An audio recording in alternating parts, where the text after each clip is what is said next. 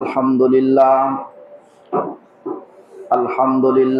নাহমাদুহু ওয়া নাস্তাঈনুহু ওয়া নাস্তাগফিরুহ ওয়া নাউযু বিল্লাহি মিন শুরুরি আনফুসিনা ওয়া মিন সাইয়্যাতি আ'মালিনা মান ইয়াহদিহিল্লাহু ফালা মুদিল্লা লাহু ওয়া মান ইউদ্লিলহু ফালা হাদিয়া লাহু وأشهد أن لا إله إلا الله وحده لا شريك له وأشهد أن محمدا عبده ورسوله الذي أرسله بالحق بشيرا ونذيرا وداعيا إلى الله بإذنه وسراجا منيرا أما بعد فإن خير الحديث كتاب الله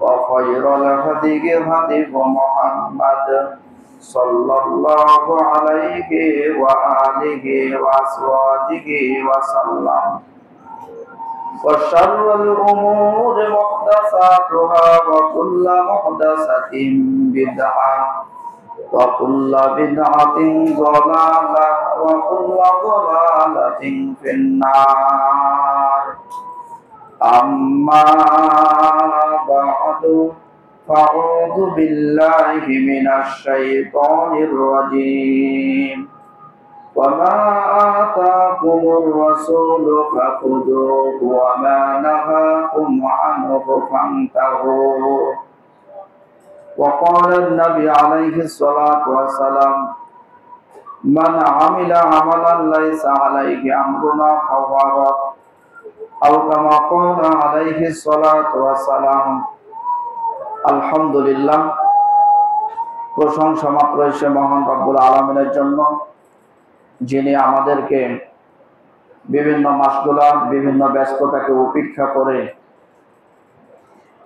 আল্লাহর সন্তুষ্টি অর্জনের লক্ষ্যে এই মসজিদে আসার সুযোগ করে দিয়েছেন। সে আল্লাহ তাআলার শানে শুকরিয়া আদা করি, আমরা সকলেই করি আলহামদুলিল্লাহ। অতঃপর শত সহস্র দরুদ ও সালাম বর্ষিত হোক সাইয়্যিদুল মুরসালিন খাতামুন নবিয়্যিন মুহাম্মদ রাসূলুল্লাহ সাল্লাল্লাহু আলাইহি ওয়াসাল্লামের প্রতি, যার অনুসরণ যার অনুকরণ আমাদের জন্য আবশ্যক, যিনি পৃথিবী থেকে নিয়ে আখিরাত পর্যন্ত প্রত্যেকটা ক্ষেত্রে তার অনুসরণ করা আমাদের জন্য আবশ্যক, তার প্রতি অসংখ্য দরুদ ও সালাম বর্ষিত হোক, আমরা সকলে পড়ি সাল্লাল্লাহু আলাইহি ওয়াসাল্লাম। কুল মুমিন মুমিনাত মুসলিম মুসলিমাত ভাই ও বোনদের রূহের মাগফিরাত কামনা করি, যারা ইহজগৎ ত্যাগ করে পরলোক গমন করেছেন তথা আলামে বারজাখে অবস্থান করতেছেন। মানুষ মাত্র ভুল ত্রুটি থাকতে পারে, যারা পৃথিবী ছেড়ে চলে গেছেন আল্লাহ যেন তাদের ভুলগুলো ক্ষমা করে তাদের কবরকে জান্নাতুল ফিরদাউস হিসাবে কবুল করেন, সকলে পড়ি আল্লাহুম্মা আমিন। সম্মানিত সমবেত মুসল্লিবৃন্দ, আজকের আলোচ্য বিষয় রাসূলুল্লাহ সাল্লাল্লাহু আলাইহি ওয়াসাল্লামের অনুসরণ করা আবশ্যক। যারা অনুসরণ করবে না তাদের পরিণতি কি হতে পারে দুনিয়ায় এবং আখিরাতে, সে সম্পর্কে কোরআন ও সুন্নাহর আলোকে গুরুত্বপূর্ণ কিছু তথ্যবহুল আলোচনা পেশ করার চেষ্টা করব। আমা তাওফীক ইল্লা বিল্লাহ, আলাইহি তাওয়াক্কালতু ওয়া ইলাইহি উনীব। সম্মানিত সমবেত মুসল্লিবৃন্দ, আলোচনাটি শুনে বুঝে আমল করার চেষ্টা করতে হবে।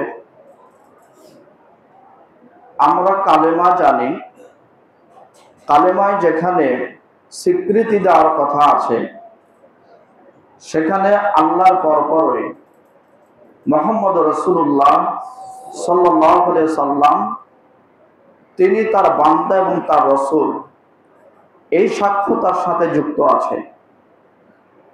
তার মানে কিয়ামতের আগ পর্যন্ত যত বুদ্ধিজীবী, যত গবেষক, যত বৈজ্ঞানিক যেই হোক না কেন, যদি বলে যে আমি একজন মুসলিম, তাহলে ওই ব্যক্তিকে মেনেই মুসলিম হবে যিনি হলেন মুহাম্মদ রাসূলুল্লাহ সাল্লাল্লাহু আলাইহি সাল্লাম। বাংলাদেশ বলে কথা নয়, সারা পৃথিবীর মধ্যে কিছু বিচক্ষণ ব্যক্তি জন্ম নিয়েছে যারা বর্তমানে বলছেন যে আমরা রসুলের অনুসরণ করতে চাই না, রসুলকে মানতে চাই না, ওই রসুলের পথ মানতে হবে এমনটা নয়। যিনি আমাদেরকে সৃষ্টি করেছেন আল্লাহ রাব্বুল আলামিন, তাকেই মেনে চলবো। তার মানে তিনি যে কোরআন পাঠিয়েছেন সে কোরআন অনুযায়ী জীবন যাপন করব, হাদিসের আমরা অনুসরণ করব না। সারা পৃথিবীর মধ্যে একটি দল পাবে। আসলে এই লোকগুলি সম্বন্ধে আজকের বর্তমান গবেষণা নয়, আজ থেকে ১৫০০ বছর পূর্বে নবী মুহাম্মদ রাসূলুল্লাহ সাল্লাল্লাহু আলাইহি সাল্লাম তাদের পরিপূর্ণ পরিচিতি তিনি বর্ণনা করেছেন। যেহেতু আজকে জুমার দিন, একটা নির্দিষ্ট সময় আছে, আবার আমি কয়েকটা বিষয়ে সংক্ষিপ্তভাবে কথা বলার ইচ্ছা করেছি।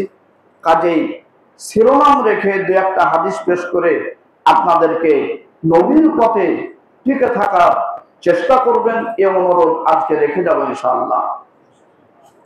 যারা এই কথা বলেন যে আমরা আল্লাহর বিধান মানব,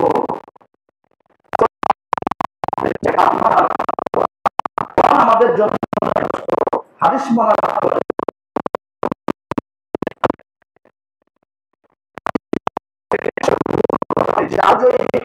কাজে হাদিস মানবো না, শুধু কোরআন মানবো। আমার এরকম ব্যক্তির সাথে দুই একজনের সাথে সাক্ষাৎ হলে তাদের সাথে যখন জিজ্ঞাসা করি যে আপনারা এই এই বিষয়গুলো কিভাবে পালন করবেন, তখন তারা থেমে যায়, তখন জবাব দেয় না, তখন বলে যেভাবে পারা যায় সেভাবে করব। কিন্তু যারা মুসলিম তাদের রুটিন করার কোনো সুযোগ নেই। আপনার মৃত্যু পর্যন্ত, কিয়ামত পর্যন্ত কিভাবে চলবেন, এই মসজিদে এসেছেন, বসেছেন, কিভাবে বসবেন, কিভাবে আসবেন, কিভাবে যাবেন, তার পরিপূর্ণ রুটিন আল্লাহ রাসূল সাল্লাল্লাহু আলাইহি সাল্লাম আল্লাহর পক্ষ থেকে করে দিয়েছেন। মুসলমানের কোনো রুটিন করার সুযোগ নেই।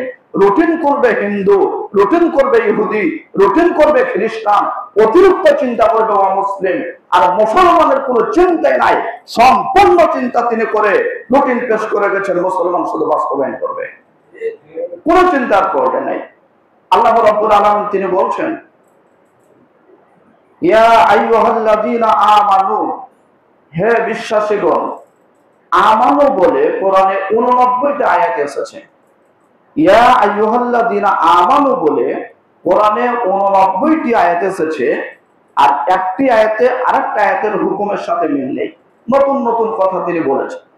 তা আল্লাহ এখানে বলছেন আতিউল্লাহ ওয়া আতিউর রাসূল, বিশ্বাসীগণ তোমরা আল্লাহ আনুগত্য করো এবং রাসূলের অনুসরণ করো। আল্লাহ তাআলা এই আয়াতে ঈমানদারকে মানে আমাদেরকে ডেকে বলছেন যে তোমরা আল্লাহ এবং তার রাসূলের অনুসরণ করো, আনুগত্য করো। তাহলে যে আল্লাহকে মানতে চাচ্ছি ওই আল্লাহ আমাদেরকে শিখিয়ে দিচ্ছেন যে আমার সাথে সাথে আমার নবীর অনুসরণ করে তিনি যে পথ তিনি বাতলিয়ে দিয়েছেন। যারা স্কুল কলেজের ছাত্র আছে, মূল বই যদি কেউ না পড়ে, ভলিউম বই যদি কেউ না পড়ে, আর যদি বিশ্লেষণ ব্যাখ্যা গ্রন্থ পড়ে, তো মূল বইয়ের কাজ হয়ে যায়। কিন্তু যদি কেউ মূল বই পড়ে, ব্যাখ্যা গ্রন্থ না পড়ে, তাহলে কিন্তু কাজ হবে না। তো কোরআনটা হলো মূল বই, তার ব্যাখ্যা গ্রন্থ হলো হাদিস। যদি আপনি হাদিস না পড়েন তাহলে কোরআনের এক ধাপ আপনি সামনে এগিয়ে যেতে পারবেন না। এই জন্য আল্লাহ তাআলা বলছেন আমার অনুসরণ করো, আমাকে মানো এবং রাসূল সাল্লাল্লাহু আলাইহি ওয়াসাল্লাম কিভাবে অনুসরণ, কিভাবে বলে নাকি তার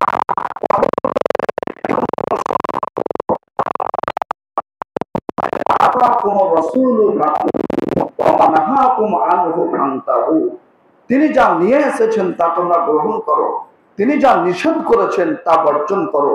এই দুইটা পথের মাধ্যমেই তার অনুসরণ করা হবে। তাহলে তিনি যা বলছেন তা যদি মেনে নিই, তিনি যা নিষেধ করছেন তা যদি বর্জন করি, তাহলে আমরা পরিপূর্ণ তার অনুসরণকারী। আর তিনি যা বলেছেন তা যদি না মানি, তাহলে আমরা মুখে যদিও বলি নবীর প্রেমিক, নবীর আশেক, নবীর আমরা কাছাকাছি, তবু এটা সত্য হবে না।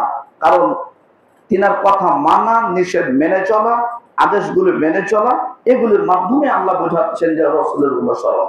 তাহলে রসুলের অনুসরণ যদি কেউ করতে চায় তাহলে দুটি কাজ, আল্লাহ রসুল যে আদেশ করেছেন তা মেনে নিতে হবে, যা নিষেধ করেছেন তা বর্জন করতে হবে। তাহলে আপনি বলতে পারবেন যে আমি রসুলের পথ অনুসরণ করছি। তার মানে খাবারের শুরুতে আল্লাহ রসুল বলেছেন যখন খাবে তখন বিসমিল্লাহ বলে খাও। যদি বিসমিল্লাহ বলেন তাহলে জানা যাবে আপনি রসুলের পথ অনুসরণ করলেন। আর যদি বিসমিল্লাহ না বলে বলেন যে আমি রসুলকে ভালোবাসে অনুসরণ করি, তাহলে মিথ্যা কথা, এটা অনুসরণ নয়। কাজে যারা পৃথিবীতে বলছেন যে আমরা রসুলকে মানি করতে, তবে তারা হাদিস মানব না, তারা মিথ্যুক। তারা কিয়ামত পর্যন্ত যদি এই দাবি করে তাহলে তাদের দাবি সঠিক নয়, যেহেতু আল্লাহ স্পষ্ট বুঝাচ্ছেন যে আদেশ মানা এবং নিষেধ বর্জন করার মাধ্যমে হবে আমার নবীর অনুসরণ।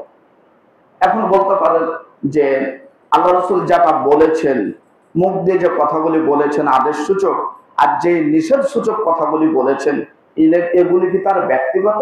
আল্লাহ সেটাও সিকিউরিটি সার্টিফিকেট সনদ প্রদান করছেন যে তিনি যে কথাগুলি বলেছেন তিনি নিজের পক্ষ থেকে বলেননি, আমি যা বলতে বলেছি তাই বলেছে। অন্য আয়াতে আল্লাহ বলছেন সূরা নজম, ওয়ামা ইয়ানতিকু আনিল হাওয়া ইন হুয়া ইল্লা ওয়াহয়ুন ইউহা। আল্লাহ নিজে তার নবীর বিষয়ে সনদ দিচ্ছেন যে নবীজি তিনি প্রবৃত্তিকে অনুসরণ করে কোনো কথা তিনি বলেন না, তিনার কাছে জিবরিলের মাধ্যমে যা ওহী করা হয় সেটাই তিনি বলেন। তাহলে যদি তিনি ওহী প্রাপ্ত হয়ে ওহির কথাগুলি বলেন, তাহলে যারা রসুলের কথাকে মানতে চায় না তারা যদি বাহ্যিক দৃষ্টিতেও তাদেরকে পাঞ্জাবিতে দেখতে পায়, পরিধান করে আছে দেখতে পায়, অনেক সিয়াম করছে এটা দেখতে পায়,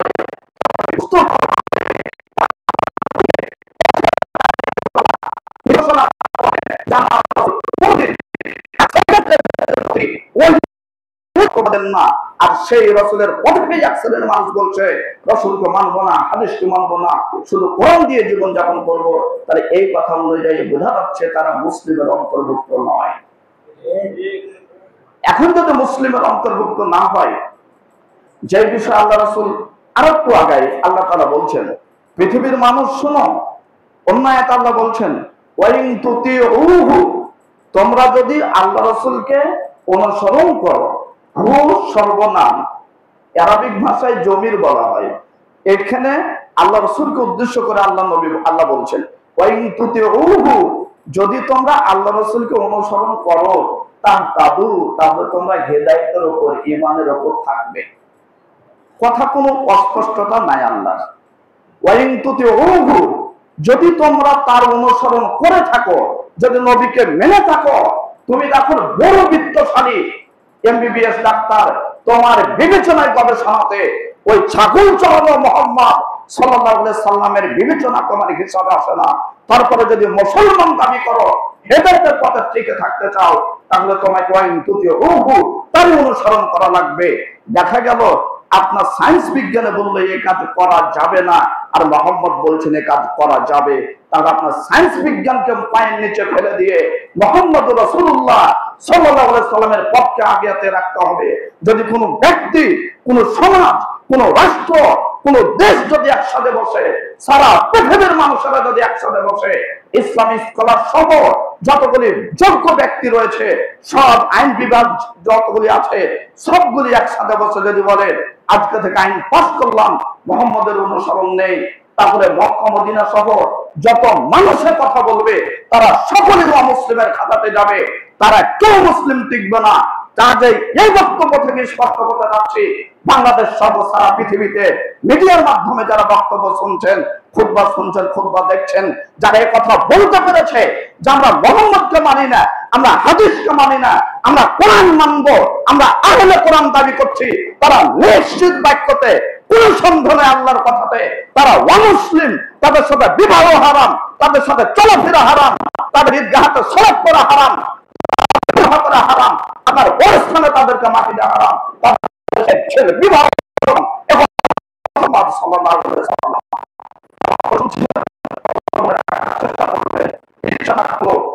সবসময় আসার সুযোগ হবে না, সবসময় কথা বলার সুযোগ হবে না, বক্তব্য দিয়ে যাচ্ছি, মনে রাখবেন সন্দেহ হলে বাড়িতে কোরআন হাদিস খুলে দেখবেন, আগে উলট পালট কেউ প্রশ্ন করবেন না।